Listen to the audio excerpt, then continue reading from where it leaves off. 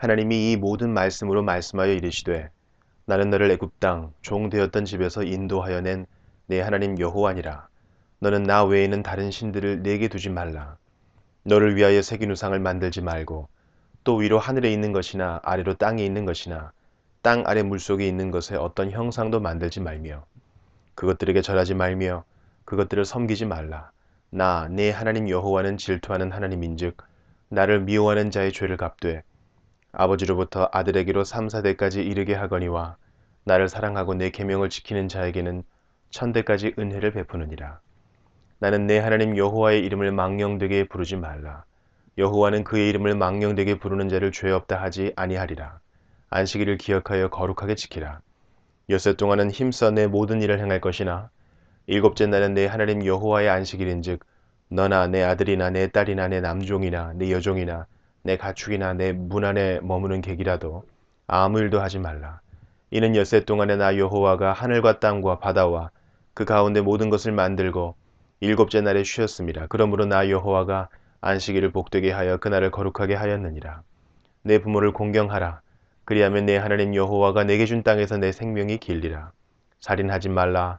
간음하지 말라. 도둑질하지 말라. 내 이웃에 대하여 거짓 증거하지 말라. 내 이웃의 집을 탐내지 말라. 내 이웃의 아내나 그의 남종이나 그의 여종이나 그의 소나 그의 낙이나 무릇 내 이웃의 소유를 탐내지 말라.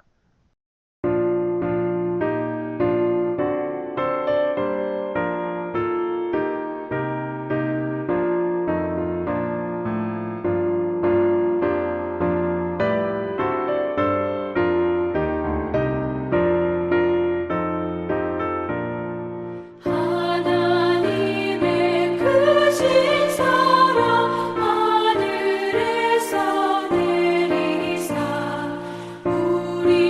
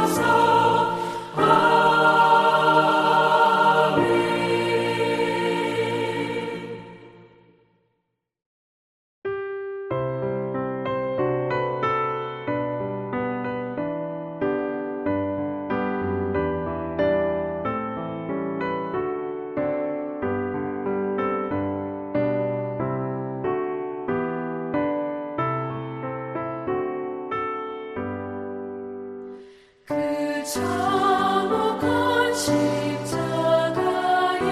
주 달려 흘린 피 샘물같이 늘 흘러서 죄 씻어주시네 값없어도 다 나와서 내 죄를 고하면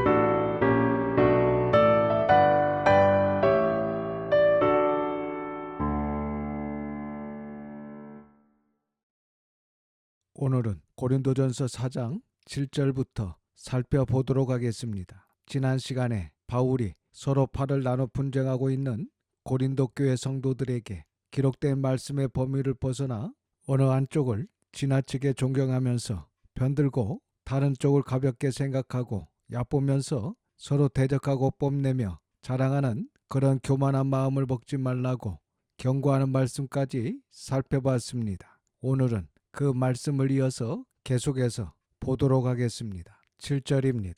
누가 너를 남달리 구별하였느냐? 네게 있는 것 중에 받지 아니한 것이 무엇이냐? 네가 받았은즉 어찌하여 받지 아니한 것 같이 자랑하느냐? 이 말씀은 누가 성도를 세상 사람들 중에서 구별하였는가? 또 누가 직분자들을 성도들 가운데서 구별하였는가? 그리고 너희들에게 있는 것 중에 받지 아니한 것이 무엇이냐? 라고 하면서 고린도 교회 성도들의 교만을 지적하고 있는 것입니다. 그러니까 하나님께서 우리를 수많은 사람들 중에 선택하여 부르셨고 또 우리 가운데서 어떤 이들에게는 교회의 직분까지 주셨다는 것입니다. 그래서 우리의 구원과 우리의 직분은 우리 스스로에게서 나온 것이 아니라 하나님께서 하나님의 뜻 가운데 은혜로 주신 것들입니다. 또한 우리의 육신의 생명도 건강도 부모도 자녀도 우리가 가지고 있는 모든 것이 사실은 다 우리 것이 아니고 하나님께 받은 것이기 때문에 우리가 자랑할 것이 없다는 것입니다. 8절입니다. 너희가 이미 배부르며 이미 풍성하며 우리 없이도 왕이 되었도다. 우리가 너희와 함께 왕노릇하기 위하여 참으로 너희가 왕이 되기를 원하노라. 이 말씀을 표준 현대어 성경은 이렇게 번역하고 있습니다. 여러분은 이미 자기에게 필요한 음식을 다 가지고 있다고 생각하는 것 같습니다. 여러분은 배가 불렀습니다. 벌써 부자가 되었습니다. 우리를 멀리 뒤에 제쳐놓고 돈 많은 왕이 되어 왕자에 파묻혀 있습니다. 여러분이 참으로 왕자에 앉아 있는 것이라면 얼마나 좋겠습니까? 그러면 때가 이를 때 우리도 여러분과 함께 그 자리에 앉게 될 테니 말입니다. 이 8절의 말씀도 고린도 교회 성도들의 교만을 지적하고 책망하는 말씀입니다. 그러니까 바울이 봤을 때 당시 고린도 교회 성도들이 기록된 말씀 밖에서 그리고 사도들의 가르침을 벗어나 사도들이 없이도 그들이 모든 영적인 일을 분별할 수 있는 것처럼 행세하며 교만했다는 것입니다. 그래서 바울은 고린도 교회 성도들에게 그들의 영적 교만 속에서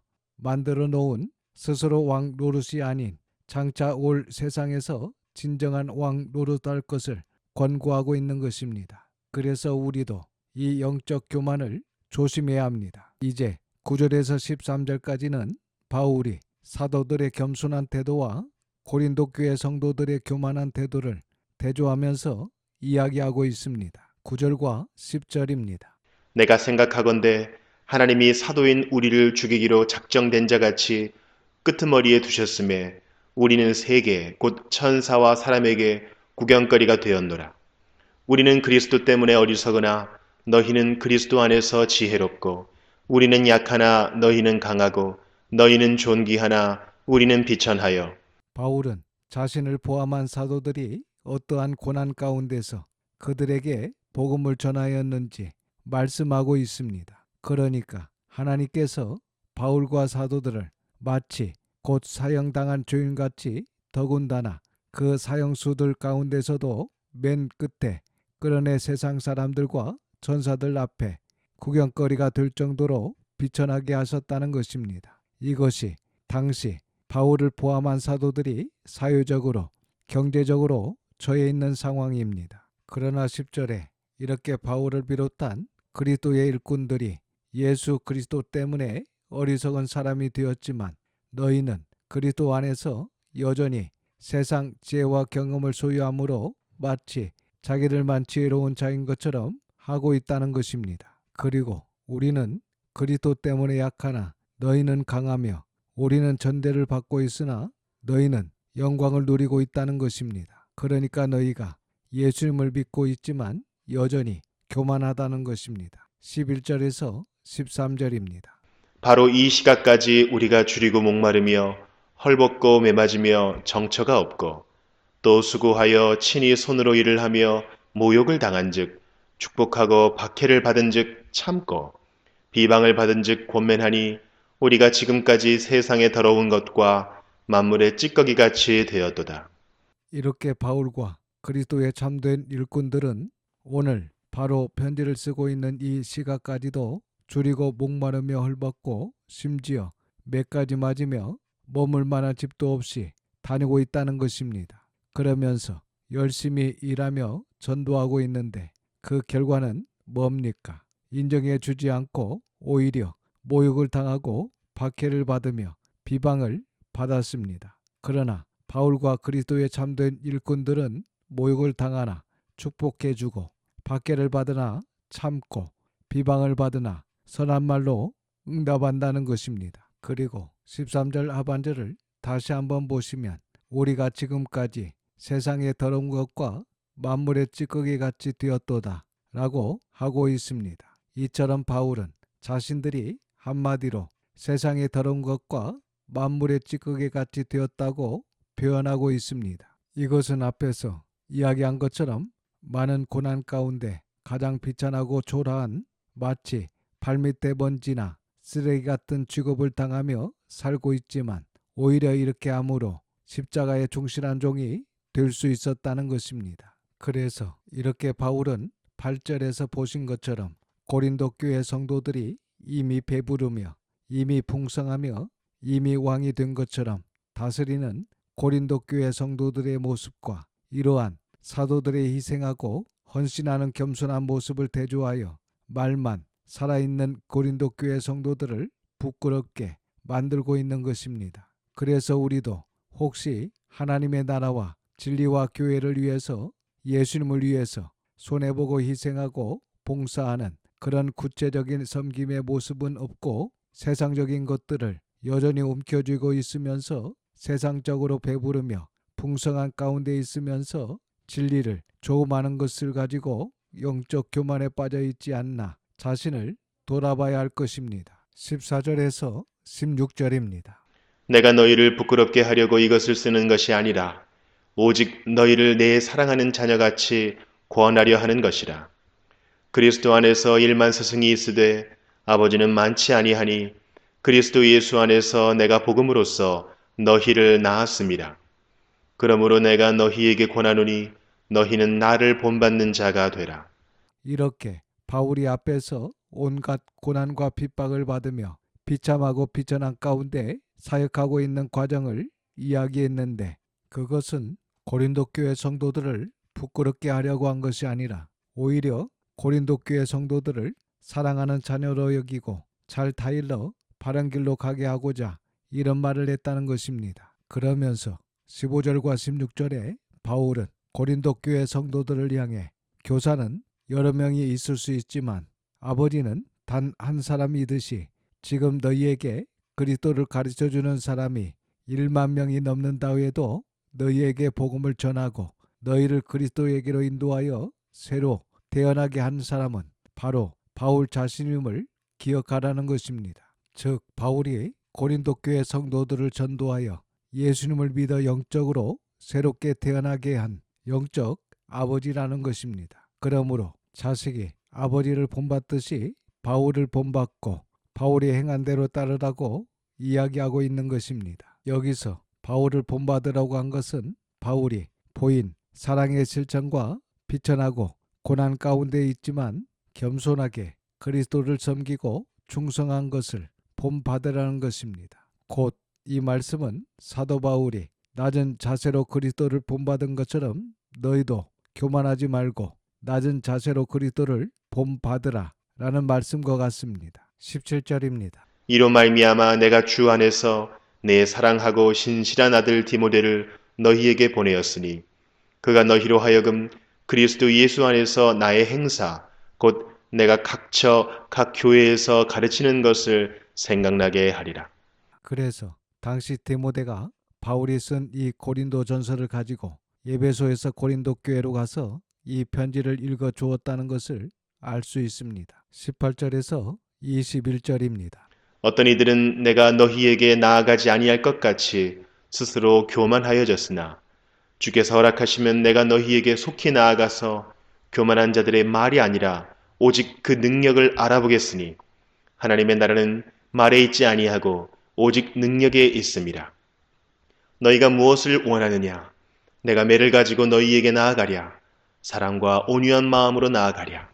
지금 고린도 교회 성도들 중에 어떤 사람들이 바울이 다시 오지 못할 것이라고 생각하여 교만하게 행하는 사람이 있었다는 것입니다. 그래서 19절과 20절 말씀에 여기 바울이 이야기하는 능력은 바로 사랑과 겸손한 자세로 섬기는 인격과 삶의 변화, 즉 행동으로 나타나는 능력을 이야기합니다. 그러니까 바울은 고린도 교회에 문제를 일으키고 있는 교만한 자들의 말이 아니라 그들이 얼마나 신실하며 얼마나 겸손한 자세로 봉사하며 충성하고 사랑하고 있는지 직접 가서 확인하겠다는 것입니다. 그러면서 21절을 보면 바울이 당시 굉장히 마음이 좋지 않았다는 것을 우리가 알 수 있습니다. 그러니까 바울은 고린도 교회 성도들을 향해 내가 매를 가지고 여러분에게 가면 좋겠습니까?